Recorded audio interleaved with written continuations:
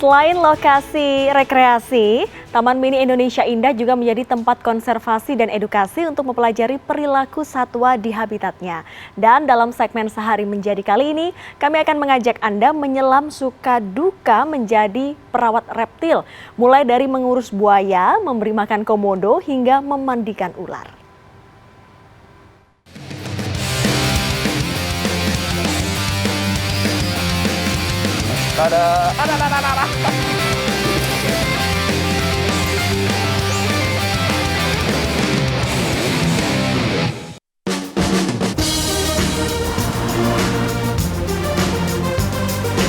Ayo, siapa yang pernah berwisata ke sini?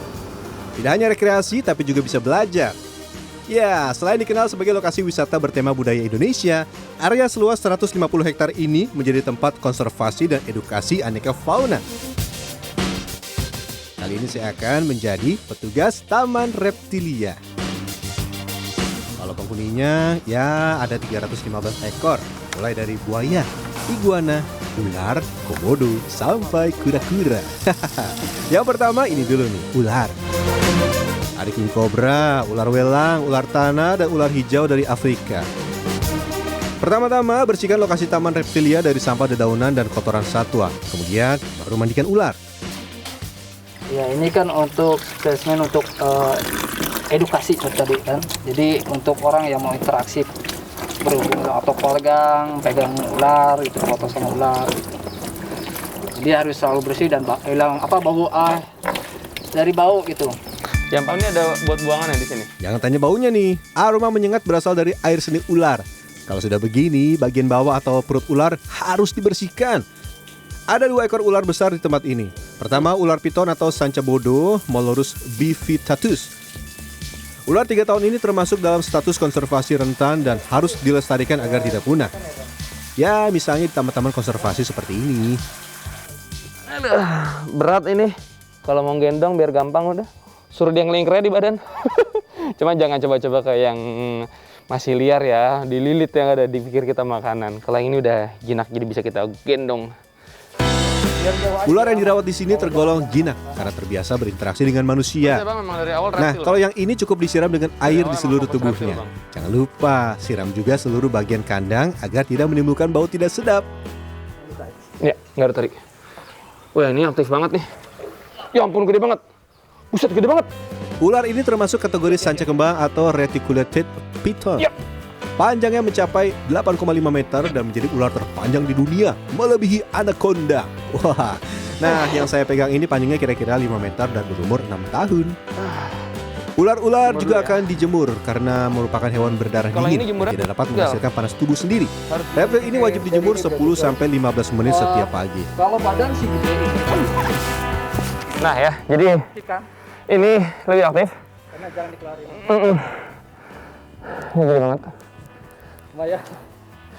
Ini dikeluarin pas lagi interaksi tertentu doang. Gede banget ini. Usianya 6 tahun. Selain itu, ular sanca bodo sedang berganti kulit. Maka, aktivitas di luar ruangan yang tergolong lebih banyak ketimbang di kandang akan membuat kulit lamanya lebih cepat mengelupas. Selain ular konservasi, ada 8 ekor ular hasil rescue yang berada di Taman Reptil. Sementara ular yang tadi tergolong jinak atau terbiasa beraktivitas dengan manusia. Lain halnya dengan ular hasil rescue. Pemirsa, kalau ular udah dalam kondisi kayak ada mau maju gitu dan dia pelan-pelan, itu jangan terlalu dekat apalagi kalau nggak ada pawangnya, karena itu biasanya udah kondisi menyerang ya Bang ya. Dan ini agak sulit sih ngebedain dia berbisa atau nggak. Cara bedanya gimana Bang berarti? Jadi harus kita tangkap. Untuk efektifnya ya kita buka mulut, tangkap, buka mulutnya dengan alat atau semacam tusuk sate. Nanti dilihat ada gigi yang beda dari gigi lain. Nah, bila tidak sengaja bertemu dengan ular liar, saya diberi tips agar tidak menjadi korban gigitan atau serangan.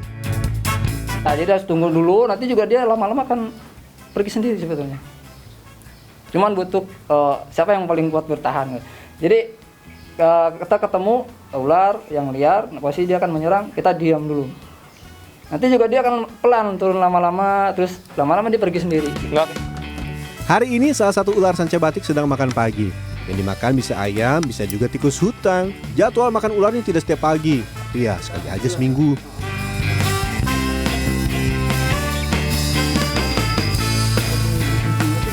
Di tempat ini ada juga buaya yang biasa berinteraksi dengan manusia. Buaya muara atau Crocodylus porosus ini berusia 3 tahun dan panjangnya maksimal bisa mencapai 6 meter dengan berat lebih dari 1000 kg. Namun yang ini tergolong masih anak-anak dan beratnya sekitar 6 kg saja. Ini ya. Ini usianya 3 tahun, tidak terlalu besar, dan yang ini tuh masih bisa kita mandikan. Kalau yang 30 tahun jangan coba-coba. Nanti hop, ya kan, kena jari, repot, luka. Oh, giginya tajam banget ya. Masih kecil aja ngeri begini. Buaya yang juga dikenal sebagai buaya air asin ini adalah hewan yang dilindungi. Ya, buaya ini juga hasil konservasi pemirsa. Rasanya tuh kayak lagi gendong kucing ya, tapi cakarnya panjang. Ini bukan kucing ya. Tada. Dicakar. Yang ini buaya yang masih kecil. Dan dia udah bisa interaksi sama manusia sih. Oke. Terima kasih.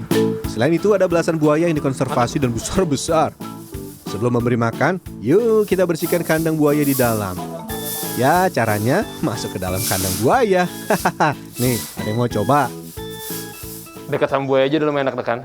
Ini harus bersihin di bagian bawah karena kalau mau ngebersihin harus kalian. Cara ngegesernya itu disenggol ya Bang ya? Iya, senggol bagian ekornya. Nanti dia akan bergerak, pindah. Cuma kita tetap hati-hati. Hati-hati dengan jangkauan dia. Tetap berhati-hati dengan jangkauan ya. Ya lumayan deg-degan. Buaya yang pertama ini cenderung berkarakter agak pasif, tapi tetap harus waspada ya, jangan membuat gerakan tiba-tiba. Di Indonesia total ada 4 jenis buaya, yaitu buaya muara, buaya siam, buaya irian, dan buaya sinyulong. Oke, yang ini buaya irian dan ini namanya kroko ya. Ini buaya muara yang lebih ini keringetan bukan panas. Keringetan tekan. Buaya, Bos. Lebih gede, Bos.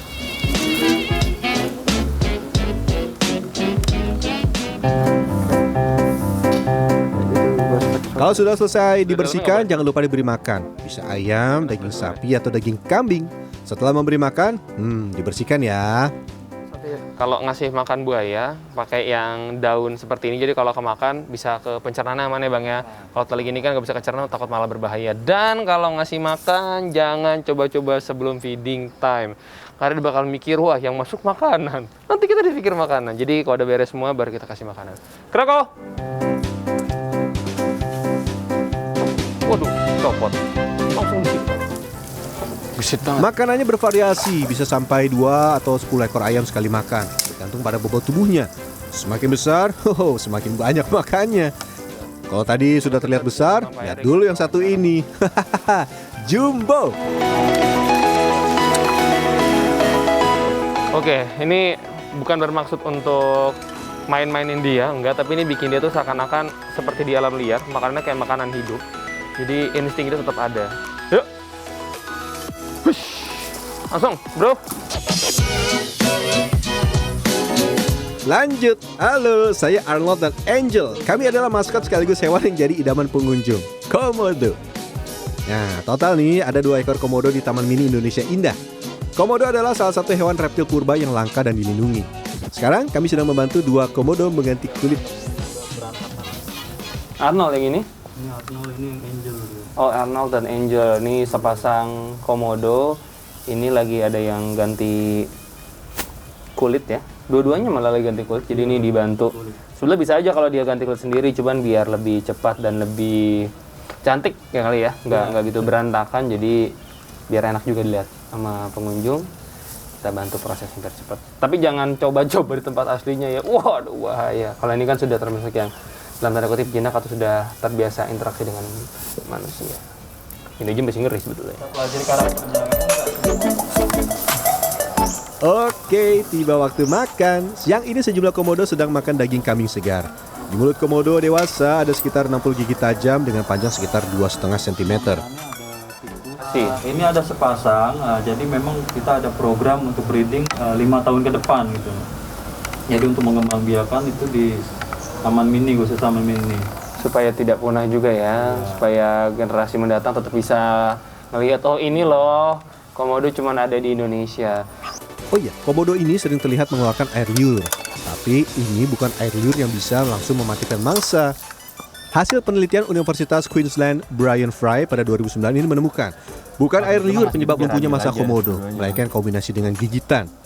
Mangsa akan digigit hingga pendarahan dan kelenjar racun menurunkan tekanan darah yang membuat darah sulit menggumpal.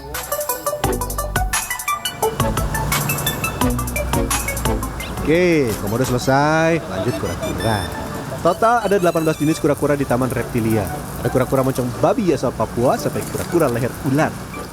Pertama-tama beri makan kura-kuranya dulu. Selain buah atau sayuran, kalau mau praktis bisa juga nih dengan makanan pelet untuk kura-kura. Kemudian airnya dikuras dan sikat. Bersihkan kolam kura-kura dari lumpur yang menempel supaya merasa nyaman. Setelah itu bersihkan juga bagian tempurung kura-kura. Oke, ini tinggal dibersihin. Oke, udah bersih.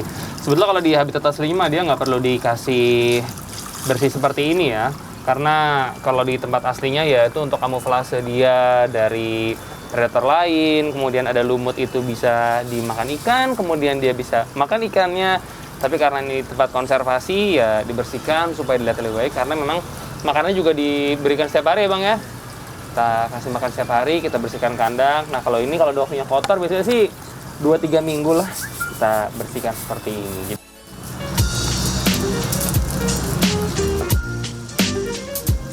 Yang besar ini adalah kura-kura Sungai Kalimantan atau biuku. Kura-kura ini bisa ditemukan di Pulau Kalimantan. Namun salah satu kura-kura air tawar terberat di dunia ini hampir punah. Jadi tidak boleh dipelihara ya pemirsa.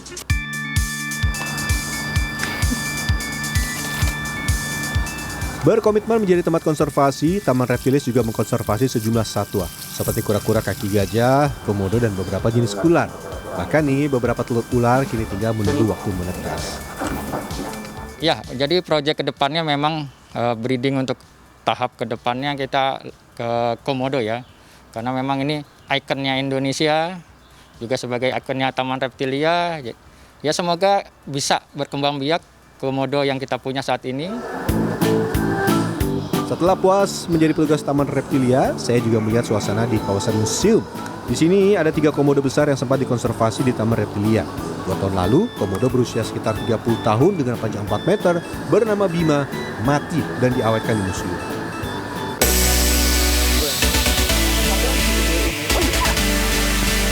Nah, bagaimana? Ada yang tertarik menjadi perawat reptil? Namun ingat ya, meski terlihat aman, reptil tetap bisa menyerang manusia bila merasa terancam.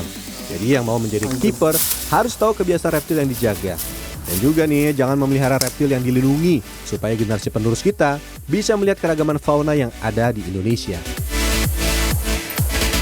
Rian Fernando, Dwi Agung Yuldiarto, Jakarta.